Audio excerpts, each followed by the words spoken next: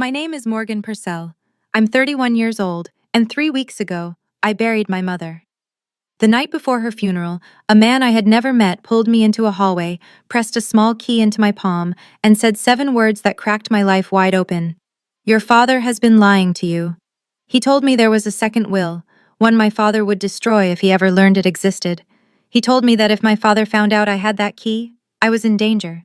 I did not sleep that night.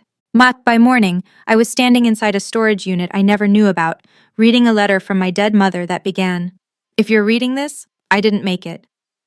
Before I go any further, if this story resonates with you, please take a moment to like and subscribe, but only if you genuinely connect with it, and drop your local time in the comments. I love knowing where you're listening from. Now let me take you back to a Tuesday afternoon in October, the day my mother's heart stopped and the day everything I believed about my family began to unravel. The call comes at 2:07 on a Tuesday afternoon. I'm charting vitals at the nurse's station when my phone buzzes and my father's name fills the screen. "Morgan, your mother collapsed. They're taking her to County General." I drive 20 minutes with both hands shaking on the wheel. I run the last red light on Elm. When I reach the ER entrance, a nurse I recognize, Patty, from the 3rd floor, meets me with a face I have read 100 times on other families. My mother is already gone. Stroke. Massive. They say it was fast. They say she likely didn't feel much. I don't know who those words are supposed to comfort, because they don't comfort me. My father is standing at the admitting desk when I round the corner. He is signing paperwork. His pen moves steady and quick, like he's closing a checking account. A woman from Morrison & Sons Funeral Home is beside him with a brochure open on the counter. He has already chosen the casket display, already confirmed the visitation window, already selected white lilies. My mother hated white lilies. She loved yellow daisies, but I can't make my mouth say that right now. "Dad, when did you get here?" "About an hour ago." "An hour? He was here an hour before he called me." "I handled everything," he says. He puts his hand on my shoulder. "You don't need to worry about any of this." That night, I go to my parents' house to sit in her bedroom. Her reading glasses are still on the nightstand. Her library book is still open, face down, holding her place. But her bedside drawer, the one she always kept locked, is empty, cleaned out. The little brass key she wore on a chain is gone. My mother has been dead for 6 hours and her dresser is already bare. Wednesday morning, and I drive back to the house to help plan the service. The front door is unlocked. I hear music, soft jazz, the kind my mother never played, drifting from the kitchen. A woman I have never seen before is standing at my mother's stove, pouring coffee into my mother's favorite blue mug. She is wearing my mother's camel cashmere cardigan, the one with the patch pockets Mom sewed herself. "Morgan, this is Denise." My father steps out of the hallway. "She's a close friend. She's been helping me through this." Denise Harmon smiles at me the way you smile at someone's child. "I'm so sorry for your loss, sweetheart." I have never heard her name before, not once.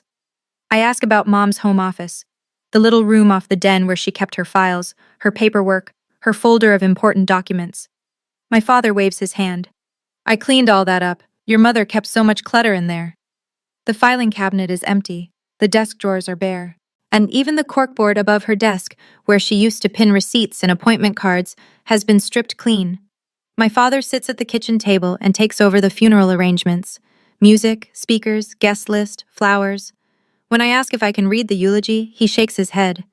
"I think it's better if I do it, Morgan. You'll get too emotional." Denise touches my arm.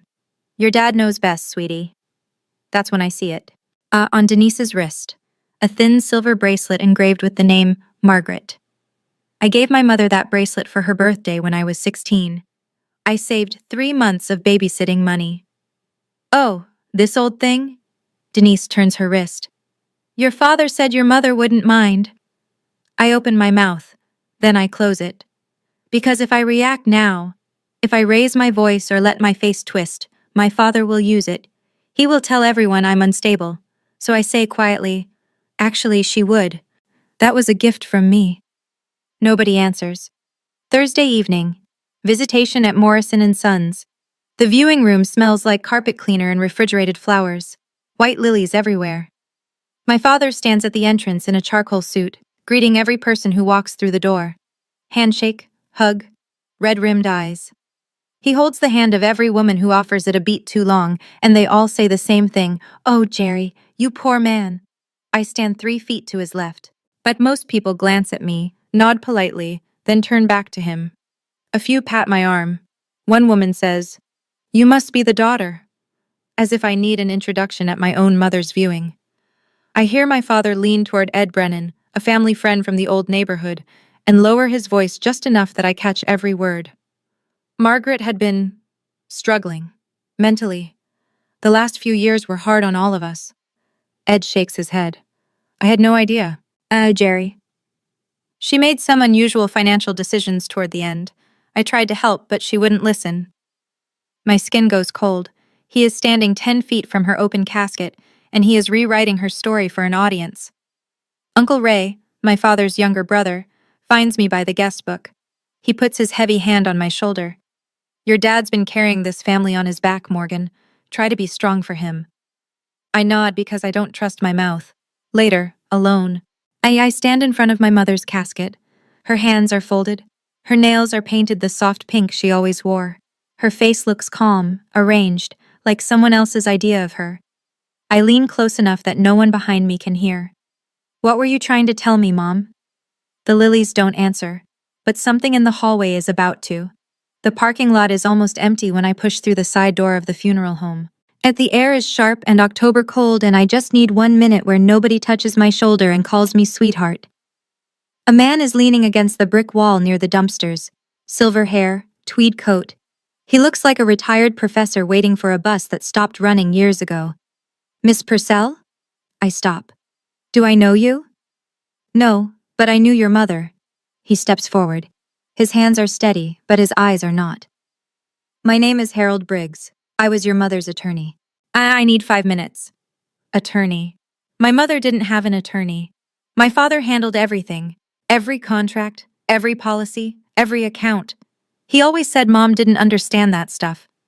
Harold walks me to the far end of the lot, away from the building, away from the windows. Your father has been lying to you your entire life. His voice is quiet and even, the way someone talks when they have rehearsed a sentence for months. There is a second will, one he doesn't want found. And if he discovers that you know about it, you are in danger. He reaches into his coat pocket and presses a small key into my hand, a brass key with a plastic tag. A number is written on the tag in my mother's handwriting. Your mother prepared for this, Morgan. She didn't trust that she would be alive to tell you herself. Why should I believe you? Harold opens a worn leather folder and removes a single photograph. My mother, seated at a desk, signing a document, smiling faintly. On her wrist, the silver bracelet with her name. I made a promise to Margaret, he says. I intend to keep it. He turns to leave, then stops. Check the unit tonight. Your father filed his version of the will this morning. 9 p.m. The storage facility sits behind a Dairy Queen on Route 11, the kind of place where people keep lawnmowers and Christmas decorations. Fluorescent lights buzz over numbered roll-up doors. My hands are shaking so badly it takes me 3 tries to fit the key. The door rattles up.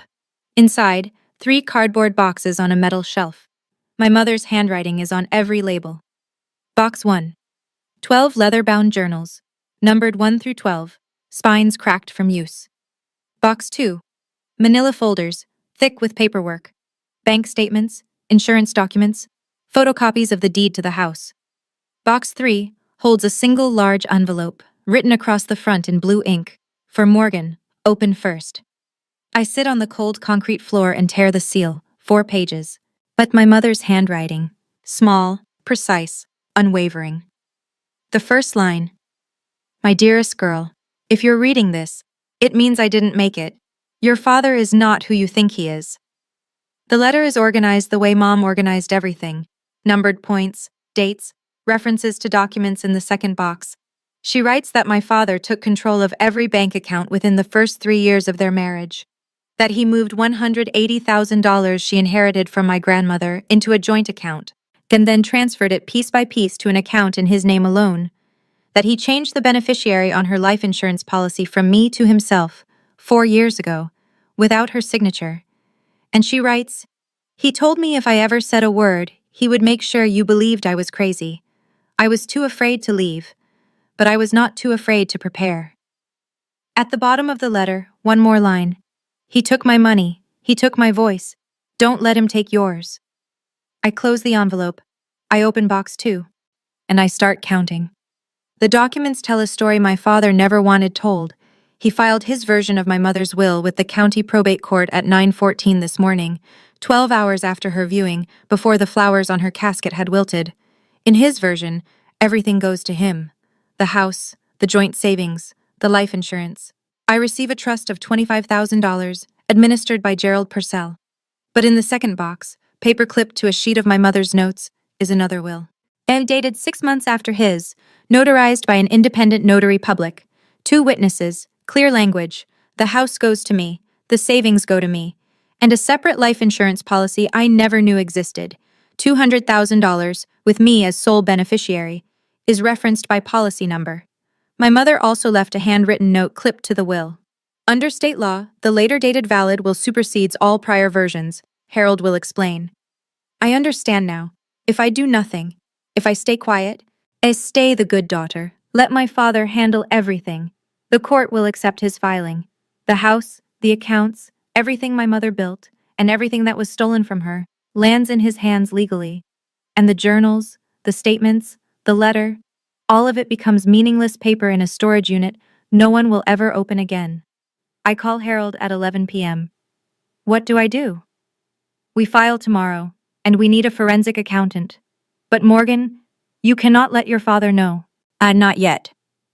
When I hang up, my phone buzzes. My father. Where have you been? It's late. I keep my voice flat.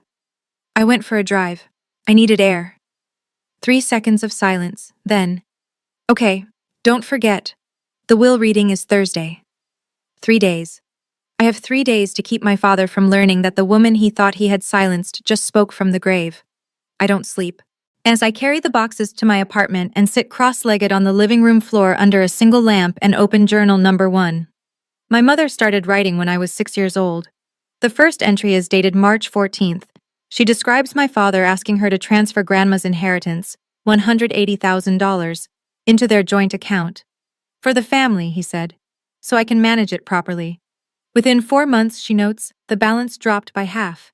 She asked where the money went, and he told her she wouldn't understand. Journal 2. I'm 8. She writes about my birthday party, the one I remember being canceled because Mom was sick, except she wasn't sick. Gerald called the venue and canceled it this morning. He told Morgan I had a migraine. I was in the kitchen making her cake when he walked in and said, I told her you're not feeling well. I asked him why. He said, because I decided we're not spending that money. Morgan came home from school and wouldn't look at me. I remember that day. I remember thinking my mother forgot. I remember my father sitting on the edge of my bed that night saying, Mom's just tired, sweetheart. She tries her best. He used me. He used a child to build a wall between my mother and me. And I carried the bricks for him for 25 years without knowing it. Journal 3. I'm 11. And Mom tries to open her own checking account. Gerald finds the statement in the mail, and that night she writes, he told the Hendersons at dinner that I've been acting strange. I'm worried about her, he said. They looked at me like I was broken. She was documenting. Every entry dated, every claim cross-referenced. My mother wasn't fragile. She was building a record. Tuesday night. I spread the financial documents across my kitchen table like autopsy photographs. As my mother highlighted every anomaly in yellow, sticky notes in her handwriting flagged the worst ones. She was methodical. She was patient. She was furious in the quietest possible way. The bank statements span 15 years. The transfers follow a pattern, $3,000 here, $5,000 there, $8,000 in December, always just below the threshold that would trigger a flag. Over 15 years, roughly $340,000 moved from joint accounts into accounts bearing only my father's name. But accounts my mother was never added to. Accounts at a bank 2 towns over. Then there's the life insurance. My mother's policy, $500,000, originally naming me as beneficiary, was changed 4 years ago. The new beneficiary, Gerald Purcell. The signature on the change form is supposed to be my mother's, but she placed the original next to a photocopy and circled the differences. The slant is wrong. The G in Morgan doesn't loop the way hers does. She couldn't prove it alone, but she knew. And she prepared a countermove I'm only now understanding. 3 years ago, Without telling my father, she purchased a separate life insurance policy through Harold's office, $200,000. Beneficiary, Morgan Purcell. My father's name appears nowhere on the document.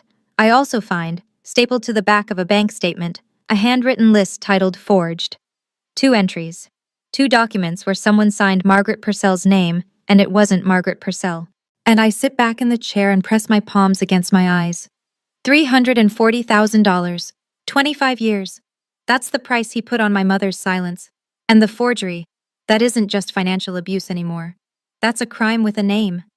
Wednesday morning, one day before the reading, I drive to my parents' house because that is what a good daughter does. And right now I need my father to believe I am exactly the daughter he raised me to be. And he's at the kitchen table reading the newspaper, relaxed, coffee steaming, like a man whose largest concern is the weather. Morning, sweetheart. Want some eggs? Sure, Dad. He cracks 2 eggs into the pan. I met with the attorney yesterday. Everything is straightforward. Don't worry about the finances. I'll take care of you. Did Mom ever talk to you about her wishes? He doesn't turn around. Your mother didn't have a head for those things. I hear the front door open. That Denise walks in carrying a grocery bag. She is wearing a ring I recognize. My mother's garnet ring, the one Mom wore on her right hand every Sunday for as long as I can remember. Jerry said I should hold on to some of Margaret's things. Denise sets the bag on the counter. For safekeeping. I smile. I nod. I eat the eggs. In the car, I call Harold. We file the second will tomorrow morning, first thing. Already in motion. I've contacted Vivian Cole, forensic accountant, and the report will be ready by Thursday. Good. I hang up and sit in the driveway for a moment. Through the kitchen window, I can see my father laughing at something Denise said. He looks comfortable. He looks certain. When I pull out, he is standing at the window watching my car. His face is not grieving. It is calculating. That was the last lie I ever told him. Sure, Dad. Spoken over a plate of eggs in my dead mother's kitchen while her ring sat on another woman's finger. As sitting in that car outside my mother's house, I genuinely asked myself, am I overreacting? Is this just a clumsy, grief-stricken man who doesn't know how to handle a funeral? Or is this really the person who stole my mother's entire life while she was still living it? If you found that letter, those journals, those bank statements, would you trust them immediately? Or would you doubt yourself the way I did sitting in that driveway watching him laugh through the window? Tell me in the comments. I really want to know. Wednesday morning, 8:45. Harold Briggs meets me at the county courthouse before the clerk's window is even open. He's carrying a leather briefcase older than I am and wearing the same tweed coat. He looks like he hasn't slept much either, but his hands are steady and his voice is clear. We file now, he says, before your father's attorney can push the first will through processing. I watch the clerk stamp the document. As I watch her log this case number. The second will, my mother's real will, dated 6 months after the one my father filed, is now part of the official record. Harold explains in the hallway, keeping his voice low. Under state probate law, when 2 valid wills exist, the later dated instrument controls. Your father's will was drafted 5 years ago. Your mother's was executed 2.5 years ago, notarized by an independent notary public, and witnessed by 2 individuals who are alive and willing to testify. What if he says she was mentally unfit? Harold pauses. He expected this question. That's exactly what he'll try. It's why he's been telling everyone she was struggling and confused. He's been building that narrative for years, Morgan. But your mother anticipated it. He taps the briefcase. 12 journals, detailed, dated, cross-referenced to financial records. A forensic accountant's report confirming the transactions. 2 witnesses who sat in the room when she signed, who will testify she was lucid, determined, and fully aware of what she was doing. He looks at me over his glasses. Your mother didn't just make a will, she built a fortress around it. I nod. My throat is tight, but my voice is not. What about tomorrow? The reading? Tomorrow, we let your father go first. We let him finish, then I walk in. Wednesday afternoon.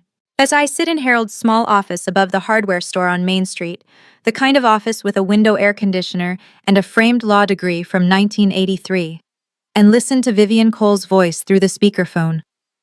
Vivian is a forensic accountant Harold has worked with before. She's been reviewing the documents since yesterday morning, and she sounds like a woman who has seen this pattern 100 times and is still angry about it. Approximately $340,000 transferred from joint accounts to accounts solely in Gerald Purcell's name over a 15-year period. Multiple transfers structured below reporting thresholds. Beneficiary changes on the primary life insurance policy executed without verified co-signer consent. 2 signatures on banking documents that do not match Margaret Purcell's authenticated samples. She pauses. This is textbook elder financial abuse. If the district attorney's office wants to examine this, there is more than sufficient documentation. Harold mutes the phone and looks at me. We'll have the written summary printed and ready for tomorrow. I'm making 3 copies. One for you, one for me, one for Vivian's records. What happens at the reading? Your father's attorney will present his will. He'll read it aloud. People will nod. Then I'll enter the room and present ours. And the forensic report? I'll have a printed summary available if his attorney questions the validity. But Morgan, the will speaks for itself. The report is the hammer behind it. I help Harold organize the copies, bank statements in chronological order, insurance documents tabbed, the 2 pages with forged signatures flagged with red sticky notes. Your mother didn't just protect you, Harold says quietly, straightening a stack. She built a case.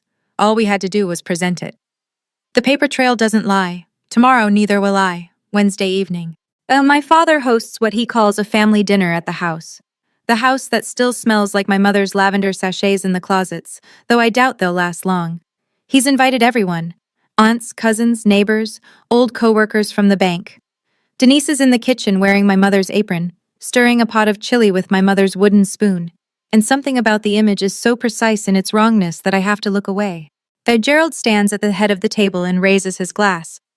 Margaret would have wanted us together. Tomorrow we make things official, and then we move forward as a family. Uncle Ray leans back in his chair, arms crossed, satisfied. Hear, hear. I eat. I smile when spoken to. I compliment the chili. I am performing the role of grieving daughter so convincingly that it scares me a little. Denise pulls a neighbor aside near the buffet to show off a pendant necklace. As I recognize it immediately, my mother's small gold locket, the one with baby photos of me inside. Jerry gave it to me. Isn't it beautiful? I watch the neighbor's face tighten for half a second before she nods. After dinner, my father catches me at the door. You okay, kiddo? I'm fine, Dad. See you tomorrow. In the car, I sit in the dark and think about my mother sitting at the same table for 28 years, smiling the way I just smiled, performing the way I just performed. Except she did it every single day. Tomorrow, I keep my promise. As I pull away, I see my father through the window, standing at my mother's desk, going through her wallet. He takes out her last bank card. He doesn't know that account was frozen this morning. In 12 hours, every person at that dinner table will know who Gerald Purcell really is. Thursday morning, 10 o'clock, Morrison and Sons Funeral Home, Conference Room B. But my father has arranged 30 chairs in neat rows facing a small podium. 30 chairs, for a will reading. Normally this is a private affair. Immediate family, maybe a close friend. But Gerald Purcell has turned this into a public event. I scan the room as people file in. Aunts and uncles, cousins I see twice a year, neighbors from Maple Drive, Ed Brennan from the old neighborhood, Bob Hensley, my father's golf partner of 20 years, 2 women from my mother's garden club, a man I recognized from the bank where my father worked before retirement. 30 witnesses. My father wants an audience. He stands near the front in a pressed navy suit, shaking hands, accepting condolences with practiced humility. Denise sits in the front row, legs crossed, in a new black dress, not my mother's clothes today at least. Uncle Ray takes the seat beside Denise, arms folded, jaws set, the enforcer. At the podium, a man I haven't met arranges papers inside a leather folder. Terrence Holt, my father's attorney. Mid-50s, good suit, the kind of confidence that comes from never being questioned in a room like this. I sit in the 3rd row, quiet, hands in my lap. I look exactly like what my father expects me to be. The emotional daughter who will nod along and sign whatever is placed in front of her. My phone is in my pocket. I send one text under the edge of my purse. I'm here, 3rd row. Harold's reply comes in 4 seconds. I'm in the parking lot. We'll wait for my signal. The room fills. The door closes. Terrence Holt clears his throat, and the performance begins. Terrence Holt reads with the smooth authority of a man who has done this 100 times. He holds the document at chest height and speaks in measured paragraphs, as if he's narrating something noble. The last will and testament of Margaret Ann Purcell, dated March 12, 2021, 5 years ago. When my mother was still smiling in photographs, and my father was still telling everyone what a devoted husband he was. The terms are simple and brutal. The house on Maple Drive, appraised at approximately $380,000, goes to Gerald. The joint savings account goes to Gerald. The life insurance policy, $500,000, goes to Gerald. Morgan Purcell receives a trust of $25,000 to be administered by Gerald Purcell. $25,000. Managed by him. Out of everything my mother worked for, everything she inherited, everything she saved, I get an allowance, controlled by the man who took it all. Holt sets the paper down. My father stands. Margaret and I discussed this many times. His voice cracks just enough to sound genuine. She wanted me to make sure Morgan is taken care of. I'll manage things responsibly, as I always have. Heads nod. Ray says loud enough for the back row. That sounds fair. Jerry's always been the responsible one. A woman behind me whispers to her husband, "Poor Jerry." My father turns to me. 30 people watching. He puts his hand on my shoulder and squeezes. "I know this is a lot, sweetheart, but I'll take care of everything. You don't need to think about money." Then, quieter, but not quiet enough. "Morgan's like her mother, wonderful heart, but not great with numbers." A few people chuckle softly. Linda Marsh, my mother's oldest friend, does not chuckle. She is watching me with steady, unblinking eyes. I let the silence sit for 3 beats. Then I say calmly, "Can I say something?" My father smiles. He thinks I'm going to thank him. He steps aside and gestures toward the room like a host offering a microphone. "Of course, sweetheart." I stand. My voice is level. "I just want to understand. Mom worked for 28 years. She inherited money from Grandma. She paid into her life insurance for over 2 decades. And everything goes to you?" The room shifts. Not dramatically, just a slight tightening. A few people glance at each other. My father's smile fades by a degree. "Morgan, this isn't the time. We talked about this." "We never talked about this. Not once." Uncle Ray leans forward. "Come on, Morgan. Your dad's been the one paying the bills for 30 years. Don't make this about money." Denise shifts in her chair and says, Just loud enough. "Poor thing. She's been so emotional since Margaret passed. Maybe she needs some time." My father lowers his voice into the register he uses when he wants a room to believe he is concerned rather than angry. "See, this is what I was worried about. She's not in the right headspace to deal with these things." And there it is, the playbook. Exactly what my mother described in her letter. Step 1, dismiss. Step 2, diagnose. Step 3, control. If 30 people are looking at me now, some with sympathy, some with discomfort, a few with the expression people wear when they think they're watching a fragile woman unravel. Uncle Ray mutters, "Girls and money don't mix. Your daddy knows what's best." I look down at my phone. One new message from Harold. I'm at the door. My father turns to Terrence Holt. "I think we're done here." Holt nods and begins gathering the papers. The room exhales. People start reaching for their coats, their purses. It's over. Gerald Purcell has staged his performance, and the audience is ready to go home believing exactly what he wanted them to believe. Gerald takes Denise's hand and faces the room. "I appreciate everyone coming. Margaret would be touched." Ray stands and claps once. "Let's give Jerry some peace. The man just lost his wife." This is the moment. I rise from the 3rd row. My hands are trembling slightly, but my voice is not. "Actually, we're not done." Every head turns. Gerald's jaw tightens. "Morgan, sit down. I'd like to introduce someone." The door to conference room B opens. Harold Briggs steps through with his worn leather briefcase in one hand. He is wearing the same tweed coat. He looks like a man who has been waiting 3 years to walk through this exact door. My father sees him, and I watch something I have never seen before on Gerald Purcell's face.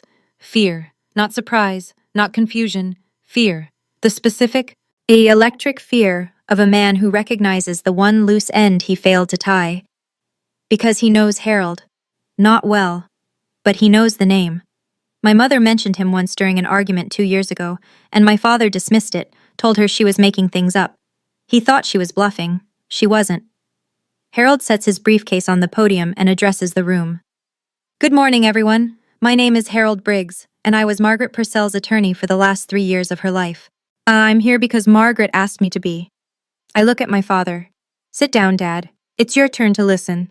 Harold opens the briefcase with the care of a man handling evidence, which is exactly what this is. Margaret Purcell retained me in September 3 years ago. She came to my office alone. She was not confused. She was not impaired. She was afraid, not for herself, but for her daughter. He removes a document and holds it so the front row can see the notary seal. This is the last will and testament of Margaret Ann Purcell, executed 2.5 years ago. It was notarized by an independent notary public and witnessed by 2 individuals who are present in this room today. I hear Denise inhale sharply. Uncle Ray's arms uncross for the first time all morning. Harold reads the terms. The house on Maple Drive, to Morgan Purcell. The savings accounts, to Morgan Purcell. A separate life insurance policy, $200,000, to Morgan Purcell. Gerald Purcell receives nothing. My father is on his feet before Harold finishes. That's a forgery. My wife would never. The notary is on record, Mr. Purcell. Would you like me to call her? Terrence Holt, Gerald's own attorney, reaches for the document. Harold hands him a copy. Holt reads it once, reads it again, and then leans toward my father. Jerry, sit down. Gerald doesn't sit. From the second row, Linda Marsh, my mother's best friend, 61 years old, silver-haired, quiet until now, stands. I was a witness, she says. Her voice doesn't waver. I watched Margaret sign that will. She was clear-headed and she was determined, and she told me, if anything happens to me, make sure Morgan knows. Harold addresses the room one more time. Under state probate law, the later dated valid will supersedes all prior versions. This will was filed with the county courthouse yesterday morning. The room is silent. 30 people. Not one sound. The silence fractures when my father slams his palm on the arm of his chair. This is ridiculous. Margaret was confused. She didn't know what she was. I'd like to read something. I stand. I am holding my mother's letter. The paper is slightly creased from where I pressed it to my chest 2 nights ago on the floor of a storage unit. Not all of it, just enough. I read 3 sentences, my mother's words, in my voice, in a room full of people who thought they knew our family. He took control of every dollar I earned. He made me ask permission to buy groceries, and when I tried to tell someone, he told them I was losing my mind. Doris Reed, the woman who has lived next door to my parents for 40 years, who brought casseroles every Christmas, who waved to my mother across the fence every morning, puts her hand over her mouth. Ed Brennan stares at the floor. 2 women from the garden club turn to each other with wide eyes. She was sick, my father says. Bet his voice has climbed half an octave. She didn't know what she was writing. I do not raise my voice. She dated every entry. She cross-referenced bank statements. She kept receipts for 12 years, Dad. Uncle Ray pushes up from his chair. This is a setup. You're trying to steal from your own father. Sit down, Ray. Linda Marsh, voice like a door closing. For once in your life, sit down and listen. Ray sits. The room is rearranging itself. Yet I can feel it. The way 30 people quietly revise a story they believed for decades. The concerned husband, the unstable wife, the emotional daughter. My mother spent 25 years being told she was crazy. My voice is steady. She wasn't crazy. She was documenting. Harold places his phone on the podium and presses the speaker button. This is Vivian Cole, certified forensic accountant.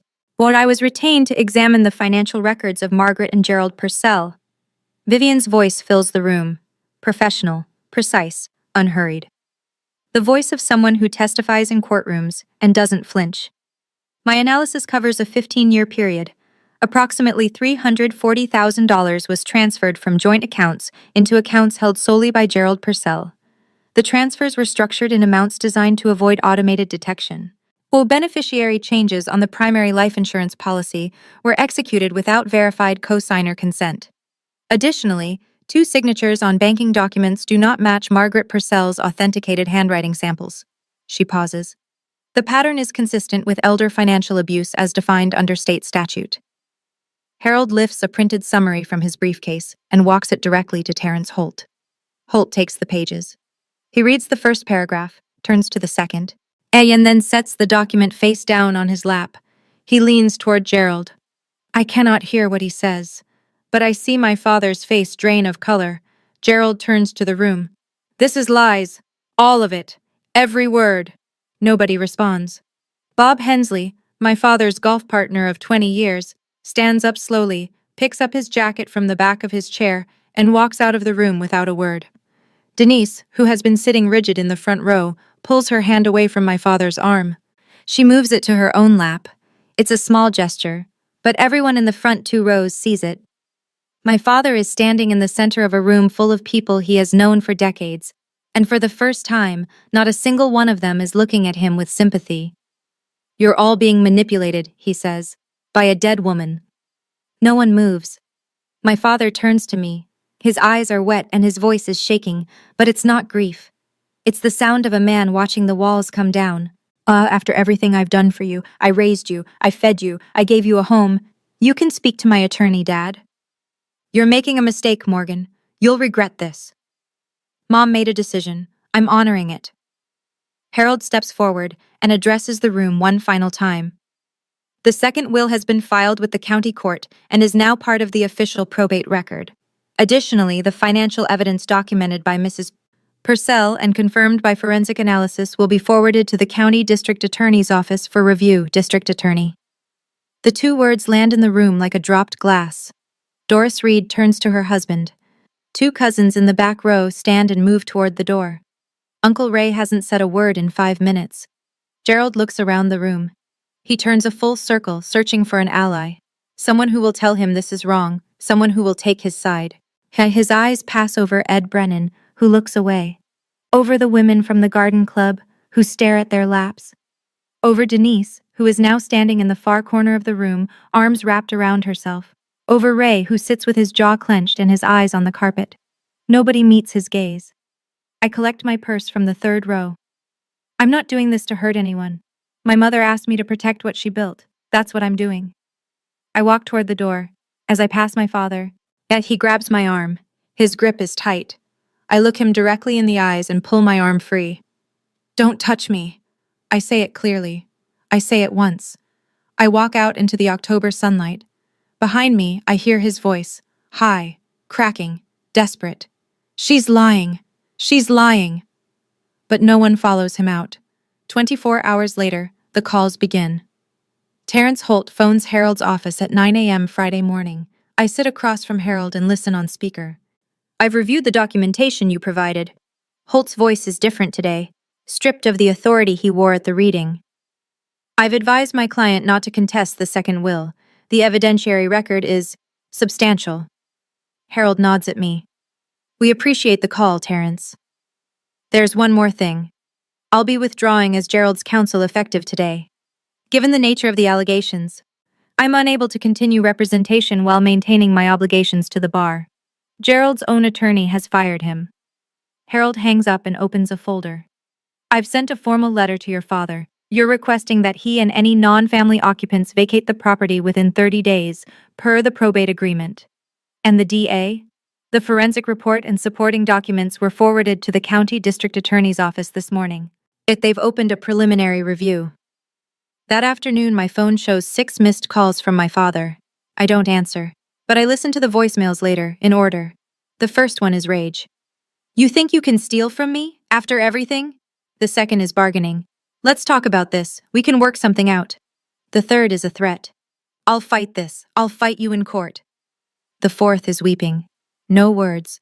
Just the sound of a 63-year-old man crying into a phone. And even through everything, through the forgery and the theft and the gaslighting and the 25 years of lies, I feel something twist in my chest. Not forgiveness. Just the ache of recognizing that the man I loved as my father actually existed somewhere inside the man who did all this. I delete the voicemails and close my phone. In a town this small, 30 witnesses may as well be a billboard. By Monday, the story has made its rounds. Not the tabloid version, the quiet kind. Whispered over coffee at Barton's Diner, mentioned between sets at the Rotary Luncheon, discussed in lowered voices at the post office.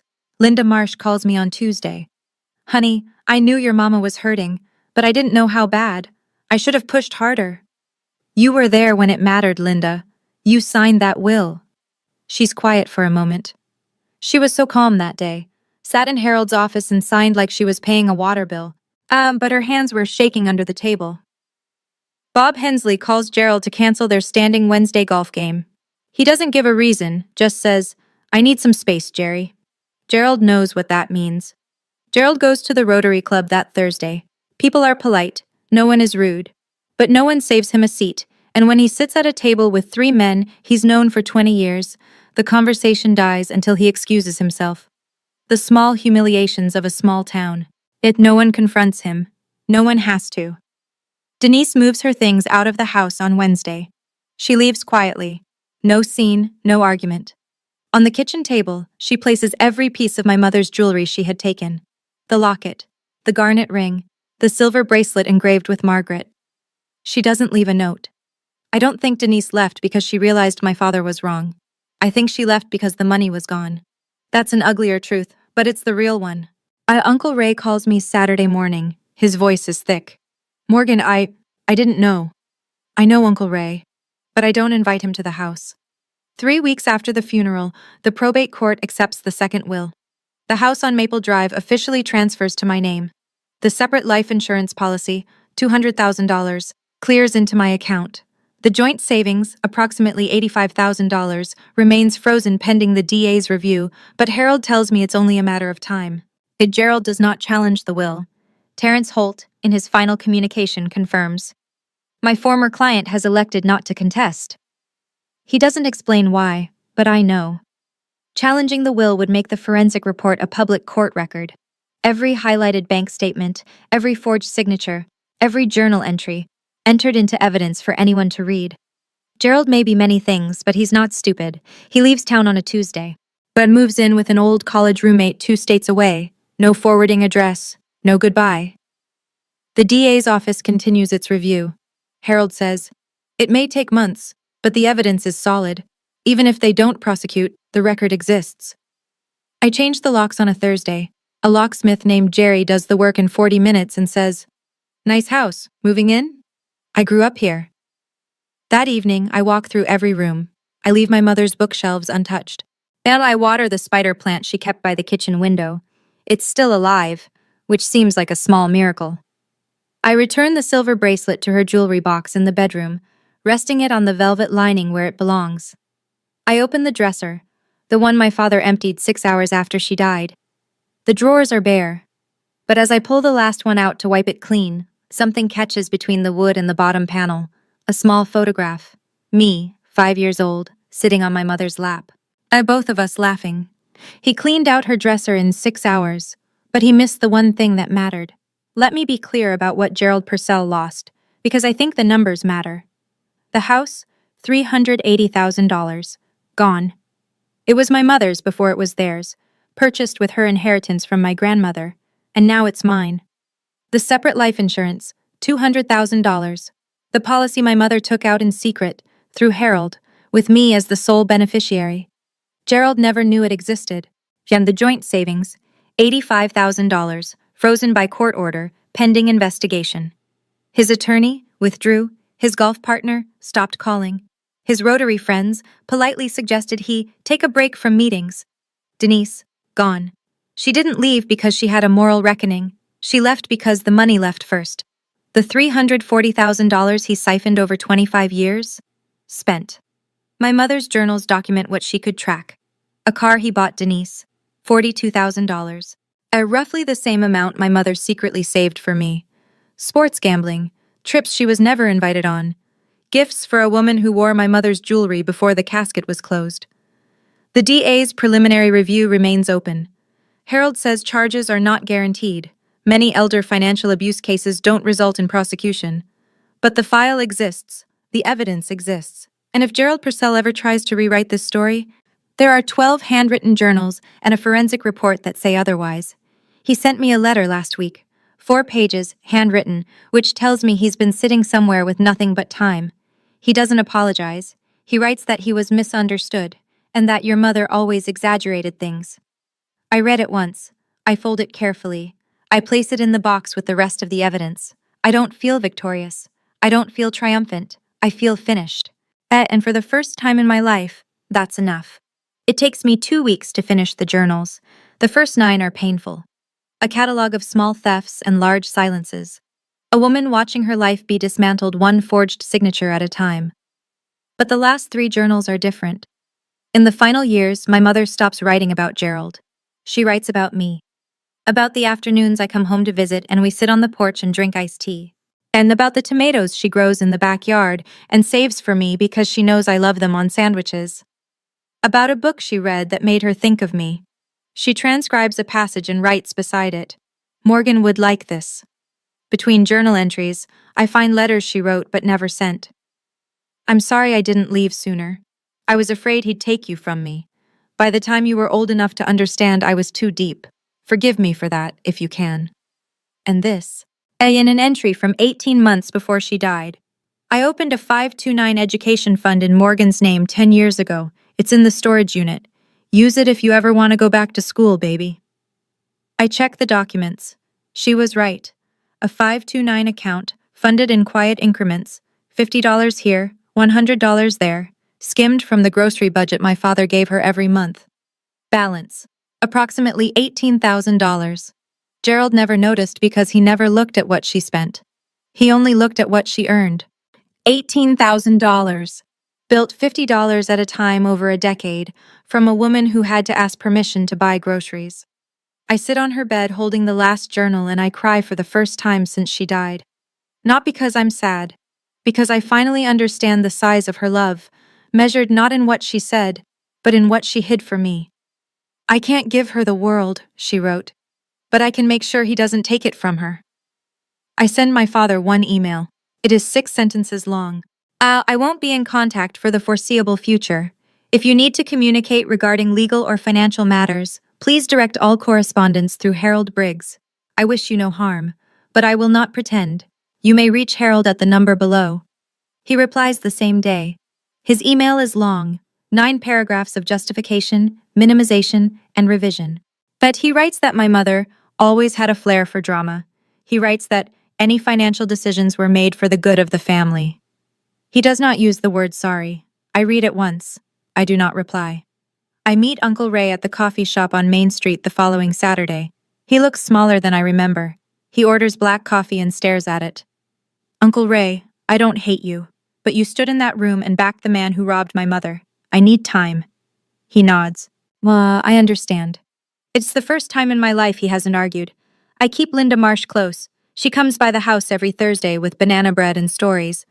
How she and my mother met at a PTA meeting in 1998. How Mom once drove 40 minutes in a snowstorm to bring Linda soup when she had the flu. How Mom laughed with her whole body when no one was watching. I send handwritten thank you notes to Harold and Vivian. Harold is retiring now, fully, officially. And he tells me on the phone, this was the last case Margaret would have wanted me to close. The week after, Linda mentions something she's been holding back. Your mama gave me a USB drive 2 years ago, said it was a backup of everything, in case the storage unit was ever found and emptied. My mother thought of everything, even the scenario where she lost. I wish you had been the father you pretended to be, I wrote in that email. But wishing doesn't change the records. There was a moment, reading those last journals, where I found myself wondering something I may never have the answer to. Did my mother ever forgive him? Not publicly, not legally, but in her heart, in the quiet of those journal pages, did she let go of it? Or did she carry that weight until the very end? I'll never know. But I want to ask you, if you discovered that the person you trusted most in this world had been lying to you your entire life, could you forgive them? Not should you. Could you? Tell me in the comments. I've been thinking about this for weeks. 2 months after the funeral, I move into the house on Maple Drive. The first thing I do is paint the living room. My mother always wanted it a pale blue, the color of a winter sky just before it clears. My father said it was too feminine and kept it beige for 28 years. It takes me a Saturday afternoon and 2 coats. And when the light comes through the front windows the next morning, the room looks like a place my mother would have loved. I plant the garden, lavender along the fence, because she talked about it every spring and never did it. Tomatoes in the raised bed she built herself. Daisies, yellow, not white, beside the mailbox. Linda brings over a climbing rose she found at the nursery on Route 9. Your mama wanted one of these for years. We plant it together, kneeling in the dirt. And Linda tells me about the time my mother entered a tomato in the county fair and came in second and pretended she wasn't furious. I used the 529 fund to enroll in an online MSN program, Master of Science in Nursing. It's something I've wanted for years. When I mentioned it once at a family dinner, my father said, "You don't need more school, Morgan. You already have a job." Mom thought otherwise. She saved $18,000 for this, $50 at a time. As I put a photo of her on the bookshelf in the living room, not the funeral portrait, a real one, from a barbecue in 2016. She's holding a glass of lemonade and laughing at something off camera. Her eyes are bright. That's the version of her I want to see every day. Friday evening, I sit on the porch with a mug of tea and listen to the crickets. For the first time in my life, I don't need anyone's permission to be here. I'm not telling you this story so you'll feel sorry for me. That I had a mother who loved me fiercely enough to plan 3 years ahead from inside a cage she couldn't escape. That's not a tragedy. That's a gift. I'm telling you, because I know someone is listening right now who is living the life my mother lived. Someone whose partner controls every dollar. Someone who's been told, by family, by friends, by the person sitting across from them at dinner, that they're too emotional, too sensitive, too confused to understand their own life. If that's you, and I want to share 3 things I learned the hard way. First, if someone tells you you're crazy for questioning the math, check the receipts. My mother did. It took her years, but she built a record that couldn't be dismissed. You don't need a law degree, you need a notebook and the courage to write down what's real. Second, silence protects the person who benefits from it. It never protects you.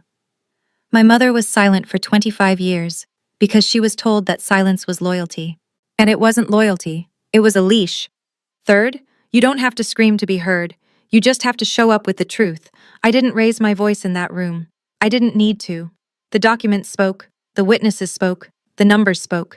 Truth is quiet, and it is patient, and it outlasts every lie ever told about you. I don't hate my father. I am disappointed in him in a way that I think will last the rest of my life. But I chose not to carry that with me. It's too heavy. And my mother already carried it long enough for both of us. She couldn't leave, but she made sure I could walk out standing up. I used to think being a good daughter meant being quiet. Now I know being a good daughter means finishing what my mother started. Here's where things stand today. Gerald Purcell is living in another state with a college friend. The district attorney's office has not closed its review. I don't check for updates. Harold will call me when there's something to know. 3 weeks ago, my father sent me a text message. The last one I'll mention. "You destroyed this family." I typed back 5 words. "No, Dad, you did. 25 years ago." I haven't blocked his number. I don't need to. A boundary isn't a wall. It's just a decision you make once and keep making every day. I don't respond. I don't engage. I don't explain. Some mornings I pour coffee into my mother's blue mug and sit at the kitchen table and feel her in the room. Not in a mystical way. Just in the way the light hits the counter the same way it always did, and the spider plant is still growing, and the house smells like lavender because I planted it where she always wanted it.